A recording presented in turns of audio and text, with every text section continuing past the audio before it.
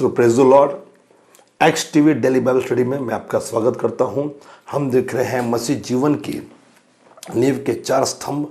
चौथा स्तंभ आत्मा का, और हम लोग अध्याय 15 देख रहे हैं, पवित्र आत्मा के विरुद्ध में क्या नहीं करना चाहिए, या पवित्र आत्मा के बारे में कुछ चेतावनियाँ। पिछले 2 चेतावनियाँ मैंने आपको दी, बताई, और बहुत कम लोग हैं जो चेतावनियों पर बातचीत करते हैं। We will talk about power, we will speak about fire। हम अग्नि की बातचीत करेंगे, सब कुछ बातचीत करेंगे, सब होता है, लेकिन चेतावनियाँ बहुत कम दी जाती है। और आज मैं आपको चेतावनी देना चाहता हूँ। आपने सब कुछ हासिल कर लिया, आपने सब कुछ पा लिया, पावर पा ली, होली स्पिरिट पा लिया, चंगाई दे दी, सब कुछ कर लिया, लेकिन कुछ कुछ ऐसी चीज़ें कर ली जिस वजह से, जिस पावर की सहायता से आप कर रहे थे, जिस सामर्थ्य की वजह से आप कर रहे थे, जिस आत्मा की वजह से आपने मिरेकल्स के, चमत्कार के, आश्चर्य कर्म के, लोगों के लिए दुआ की, शायद वो शोकित ना हो जाए, शायद आपके पाप की क्षमा ना हो।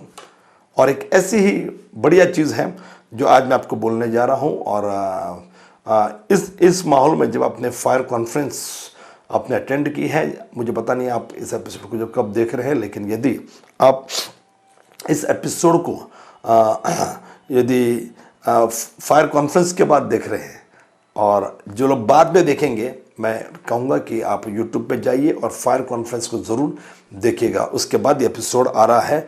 ये योजना नहीं थी, लेकिन ये परमेश्वर की योजना थी। ये फिक्स्ड नहीं था, लेकिन ये प्रभु के द्वारा ये हो गया। सुनिए, बड़ा खूबसूरत सा वचन है, और यदि मैं इसको दिखाता तो ये शायद फायर कॉन्फ्रेंस के बीच में आता, लेकिन खैर आज हम उसको देख रहे हैं। पहला थिस्सलुनीकियों उसका 5वां अध्याय और उसकी 19वीं आयत। बड़ा खूबसूरत है, छोटा सा है, याद कर लीजिए। आत्मा की आग को ना बुझाओ, आत्मा की आग को ना बुझाओ। यूहन्ना बपतिस्मा करने वाले ने कहा कि मैं तो पानी का बपतिस्मा दे रहा हूं, लेकिन मेरे पीछे, मेरे बाद में जो आ रहा है, वो तुम्हें आग का बपतिस्मा देगा। और वो आग आई भी, आपने देखा, आपने सीखा, जो लगातार हर एपिसोड को देख रहे हैं, वो आग आई भी। प्रेरितों के काम उसका 2 अध्याय में जब 120 लोग जमा थे, वो आत्मा की आग आई भी, और हर एक के लिए अग्नि का इंतजाम था, और वो उनके सिर पर आकर बैठे। सारे के सिर पर उतरते हुए देखा, हर कोई अग्नि से भरा। जिसकी चर्चा यूहन्ना बपतिस्मा करने वाले ने की थी, वो वाकई में उनके साथ हुआ। अब आगे क्या? चेतावनियां। अब एक बार आग लग गई है। ये तो आपने नहीं डिसाइड किया था कि आप आत्मा से भरोगे। अब तो हाथ ऊपर करके, आप तो घुटनों पर आकर, आप तो आंसुओं के साथ प्रभु के पास आए, प्रभु के करीब आए कि प्रभु मैं तेरे पास आ रहा हूं। और अचानक एक पावर आई, अचानक एक अग्नि आई, उसकी तपिश आई, और आप पवित्र आत्मा से भर गए। मेरे साथ ऐसा कई बार हुआ। शुरुआत के दौर पर मैंने नहीं डिसाइड किया, पवित्र आत्मा ने डिसाइड किया कि मुझे इस व्यक्ति को अग्नि से भरना है। जिस वक्त आप होली स्पिरिट से भरते, जिस वक्त आप पवित्र आत्मा की अग्नि से भरते, ये आपने नहीं डिसाइड किया, या आप नहीं डिसाइड कर रहे, ये प्रभु डिसाइड कर रहा है कि आपको आग से भरना है। कोई है जो कहेगा आमीन, कोई है जो कहेगा हालेलुया। He is deciding. मूसा ने कभी डिसाइड नहीं किया, लेकिन अग्नि उसको दिखाई किसने? उस खुदा बाप ने। उस दिन उसके लिए एक आम दिन था, जिस दिन अपनी भेड़ बकरियों को लेकर, ससुर की भेड़ बकरियों को लेकर वो चरा रहा है, घूम रहा है। इतना धूप, कड़ी धूप, पूछिए मत। मैं तो उस जगह पर गया, हालांकि मुझे वो जगह बड़ी पसंद है। वीरान है, सब कुछ सूखा सूखा है। जिस जगह पर जलती हुई झाड़ी मूसा ने देखी, लेकिन मैं आपको बताऊं कि वो जगह मुझे पसंद है। मेरी पत्नी डॉक्टर अर्चना को भी वो जगह बहुत पसंद है। और प्रभु ने उसको अग्नि दिखाई। मूसा तो अरे क्या है, अचंबा, ये सोचकर वहां पर गया। तो ये आप और मैं डिसाइड नहीं करते, ये खुदा डिसाइड करता है कि हमें अग्नि दिखानी। कोई है जो कहेगा आमीन, कोई है जो कहेगा हालेलुया। अब अग्नि उसने दे दी, आत्मा उसने दे दिया, तो आपका काम क्या है? और आपको मैं चेतावनी देना चाह रहा हूं। और पौलुस यहां पर एक अलग बात कहता है कि आत्मा की आग को ना बुझाओ। आप आत्मा की आग को बुझा रहे हो कैसे? प्रभु के साथ वक्त ना बिता के। अब आ गया है, you have to spend time with God.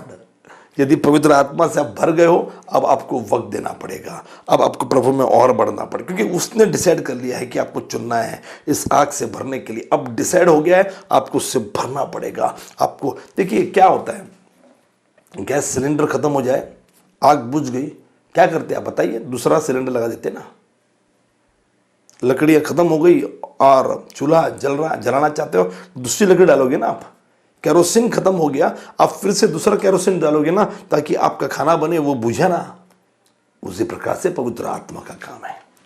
पवित्र आत्मा कि आग को जलते रखने के लिए आपको फेलोशिप में होना जरूरी है, जहां पर और भी लकड़ियां डाली गई है। आपको अपने घर में व्यक्तिगत प्रार्थना वक्त बिताना पड़ेगा। You have to spend time in the prayer. आपके जीवन में आपको प्रार्थना को इंपॉर्टेंस देना पड़ेगा, आपको वचन को इंपॉर्टेंस देना पड़ेगा, आपको खुदा के साथ वक्त बिताना पड़ेगा। पता नहीं कब प्रभु क्या दर्शन दे दे, पता नहीं प्रभु कब क्या विजन दे दे। यदि आप सेवक हो तो मैं उत्तेजन देना चाह रहा हूं, अपने घुटनों पर आइए। एक बार आग मिल गई है तो आना ही पड़ेगा, और पता नहीं उसको आने के बाद प्रभु आपको क्या दर्शन दे दे, पता नहीं प्रभु आपको कहां से कहां पहुंचा दे, पता नहीं प्रभु आपके द्वारा आपके शहर को उल्टा पुल्टा कर दे। इतनी पावर है, और ये आपके ऊपर है कि आपको आग को बुझने नहीं देना है, आपको आग को जलते हुए रखना है।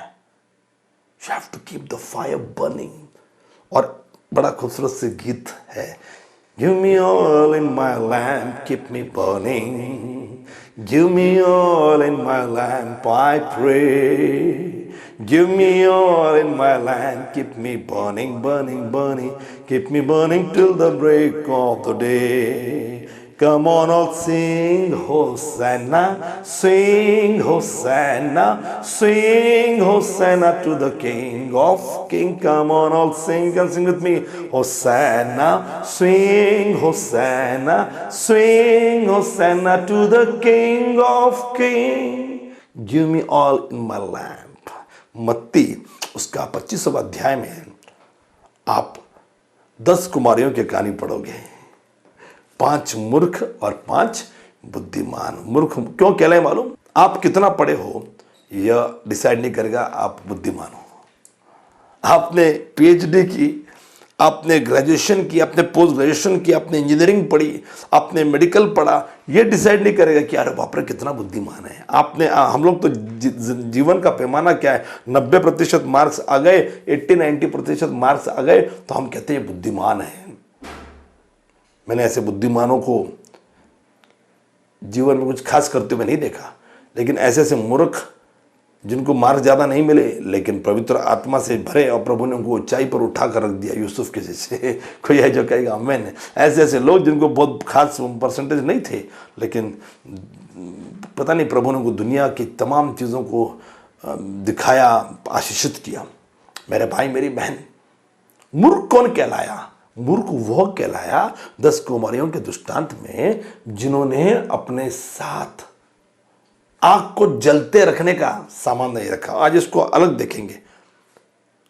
उन्होंने आग को जलते रखना चाहिए था, उन्होंने अपनी मशालों को जलता हुआ रखना जरूरी था, आग को बुझाना नहीं है। और पौलुस कहता है कि आत्मा की आग को ना बुझाओ, आग को हमें जलता हुआ रखना है। और उन 10 कुमारियों में से 5 ने वो इंतजाम ही नहीं किया, उन्होंने वो तेल ही नहीं लिया, उन्होंने प्रिकॉशन ही नहीं लिया अपने साथ। लिया था थोड़ा था, मतलब ये कोई हिंदू नहीं थी 5 कुमारियां, ये 5 मूर्ख जो थी, ये कोई गैर मसीही नहीं थी, ये मुसलमान नहीं थी, ये क्रिश्चियन थी। उन्होंने लिया था, वो आई थी, लेकिन वो पर्याप्त नहीं लिया था। आपने होली स्पिरिट ली है लेकिन वो पर्याप्त नहीं ली। आपको अपने आप को, अपने अंदर की आत्मा की आग को आपको जलता हुआ रखना है। कोई है जो कहेगा आमीन। आत्मा की आग को बुझने मत दो। और इन 5 मूर्खों ने क्या किया? उसको बुझने दिया। और जब एंड आया ना, जब दूल्हा आया ना, तब दौड़ रही है, तब मांग रही है कि मुझे दो, मुझे दो, मुझे दो। लेकिन उसने कहा कि हम नहीं दे सकते, क्योंकि हमने दे दिया तो हमारी आग बुझ जाएगी ना। अब तो आपको अपना इंतजाम खुद करना पड़ेगा। और जब वो गई, नतीजा क्या हुआ मालूम आपको? मैं चेतावनी दे रहा हूं, नतीजा ये हुआ कि दूल्हा आया, दरवाजा बंद हो गया और प्रवेश नहीं मिला। क्या आपको ये स्वर्ग की कहानी नहीं लगती? यदि आपने पवित्र आत्मा की आग को बुझने दिया तो शायद न्याय के दिन प्रभु आपके लिए दरवाजा शट कर देगा, बंद कर देगा। आप ठोकते रहोगे लेकिन वो दरवाजा नहीं खुलेगा। क्यों? क्योंकि अपनी आंख को बुझने दिया। प्रभु कहेगा, मैंने तुझे आग दी थी, मैंने तुझे पवित्र आत्मा दिया था, क्यों तूने उसको बुझने दिया? क्यों तूने उसको जलता हुआ नहीं रखा? क्यों तूने अपने अपने टैलेंट का इस्तेमाल नहीं किया? क्यों तूने अपने गाने का इस्तेमाल नहीं किया? क्यों तूने अपनी बुद्धि का इस्तेमाल प्रचार करने के लिए नहीं किया? कितना तुझे बुद्धि और ज्ञान मैंने दिया था, मैंने आत्मा की अग्नि दी थी, तुझे जाना चाहिए था कहीं पर जाकर तू प्रचार करे, तुझे करना चाहिए था कि तू प्रभु के लिए गीत गाए, तुझे करना चाहिए था कि अपना टैलेंट का इस्तेमाल खुदा की महिमा के लिए करे, लेकिन तूने क्यों उसको बुझने दिया? प्रभु कहेगा, मैं अब दरवाजा नहीं खोलने का। मेरे भाई मेरी बहन, न्याय हुआ है और उनको प्रवेश नहीं मिला है। आज मैं आपको उत्तेजन देना चाह रहा हूं, आग इतनी इंपॉर्टेंट है, शायद यदि आप उसको बुझने दोगे तो शायद आप स्वर्ग के राज्य में ही प्रवेश नहीं कर पाओगे। और लिखा है, आत्मा की आग को ना बुझाओ। मैं थोड़ा पहले से पढ़ूं, हर बात में धन्यवाद करो क्योंकि तुम्हारे लिए मसीह यीशु में परमेश्वर की यही इच्छा है, आत्मा की आग को ना बुझाओ। क्या इच्छा है प्रभु की? कौन सी इच्छा है? और मैंने पहले से जब पढ़ा तो प्रभु की इच्छा है कि हर बात में धन्यवाद करो, ठीक है। और मसीह की यही इच्छा है, आत्मा की आग को ना बुझाओ। भविष्यवाणियों को तुच्छ ना जानो, सब बातों को परखो, जो अच्छी है उसे पकड़े रखो, सब प्रकार की बुराई से बचे रहो। आज मैं आपको बहुत सारी चेतावनियों में जैसे यहाँ पर और भी दी है, उनमें से मैं आपको यही उत्तेजन देना चाह रहा हूँ कि आत्मा की आग को बूझने मत दीजिए। आग कौन दिया? प्रभु दिया।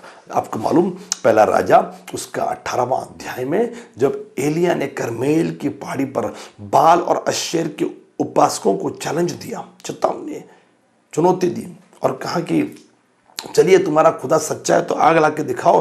वो लोग नहीं ला पाए। ये तो मैचिस तिली जला दी वो वाली आग नहीं थी। एलिया का चैलेंज क्या था कि आग लाकर दिखाओ, तुम्हारा खुदा सच्चा है, आग लाकर दिखाओ। मेरे भाई मेरी बहन, आग पवित्र आत्मा का चिन्ह है और पवित्र आत्मा यह किसी भी धर्म का कॉपीराइट नहीं है, हमारा कॉपीराइट है। आग कोई दे ही नहीं सकता है।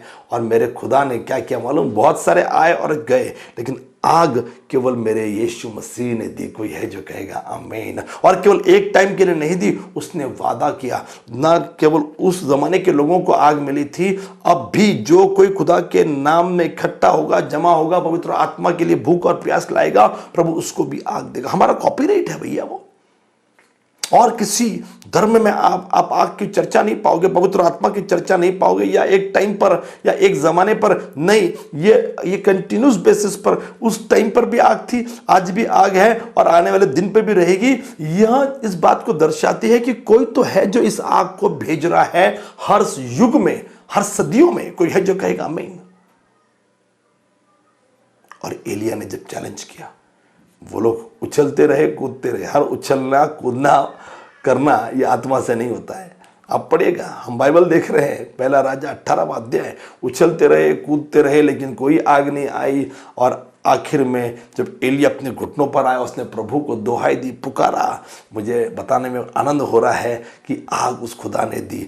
आग केवल मेरा यीशु ही दे सकता है, आग केवल मेरा खुदा ही दे सकता है। उसने अब्राहम को अग्नि दिखाई, उसने मूसा को अग्नि दिखाई, उसने अलीशा ने जो प्रार्थना की, प्रभु आग भेज ताकि ये लोग जाने कि तू सच्चा है। चैलेंज भी क्या दिया? कुछ और चैलेंज देता एलिया, लेकिन नहीं, एलिया ने क्या चैलेंज दिया है? एलिया ने चैलेंज दिया है अग्नि का, आग का। उसको मालूम आग ये स्पिरिट है। मेरे भाई मेरी बहन, ये कोई और नहीं दे सकता, ये केवल मेरा यीशु मसीह ही दे सकता है। और उस ऊपर वाली कोठरी पर जो पवित्र आत्मा उतर कर आया, वो अग्नि भी खुदा ने ही दी। एलिया को लेने के लिए कौन आया मालूम? एलिया को लेने के लिए अग्निमय रथ और घोड़े आए। बचाने के लिए कौन आया अलीशा को? बाद में बचाने के लिए अलीशा को, दूसरा राजा 6वां अध्याय पढ़ लेना, उसको बचाने के लिए अग्नि के रथ और घोड़े आए। आग ये मेरा खुदा दे सकता है, उसका कॉपीराइट है। और एक बार उसने आग दे दी, वो आपको चेतावनी देना चाहता, आपको चुनौती देना चाहता कि आग को बुझने मत दीजिए। अंधेरा है और जब कई बार ज्योति फड़फड़ाने लगती है तो हम उसको बचाते हैं ताकि वो बुझे नहीं। मेरे भाई मेरी बहन, अब वक्त आ गया है कि कई बार शैतान चाहेगा कि पवित्र आत्मा की आग बुझ जाए। आप उसको सुरक्षित रखिए, अपनी आशीषों को सुरक्षित रखिए। उसमें से पवित्र आत्मा की अग्नि भी एक आशीष है, उसको सुरक्षित रखिए ताकि वो आग बुझने न पाए। प्रभु आपको आशीष दे और आग को बुझने मत दीजिए, उसको संभालिए। यदि तेल कम पड़ रहा है और तेल डालिए, चर्च में अटैच रहिए, प्रभु आपको और भी आग से भरेगा।